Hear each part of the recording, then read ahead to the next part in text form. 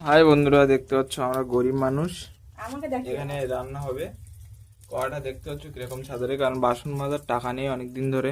একটা বাসন মাজার সাবান কিনতে পারছি না। আর এই যে মাংস, আর এই এইটুকু 10 মাংস। টাকার মাংস এনেছিলাম, আজকে বাজারে গিয়েলাম। আর এই আলু। এই 10 টাকার মাংস আনলাম। এই পেঁয়াজ কাটলাম। আর এই আলু। আলু মাংস থেকে বলতে আলু বেশি হচ্ছে, তাই হোক আমরা 10 টাকার মাংস তো পরিমাণটা বেশি করার জন্য আলুটা বেশি দিয়েছি।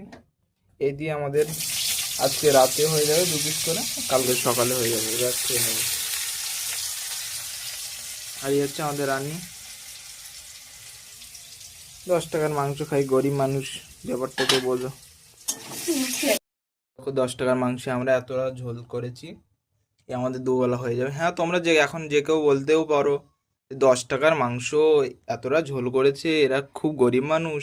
হ্যাঁ, আমরা একটু গরিব মানুষ, তাই আমরা এই 10 টাকার মাংস দিয়েই দুবেলা চালিয়ে দিই।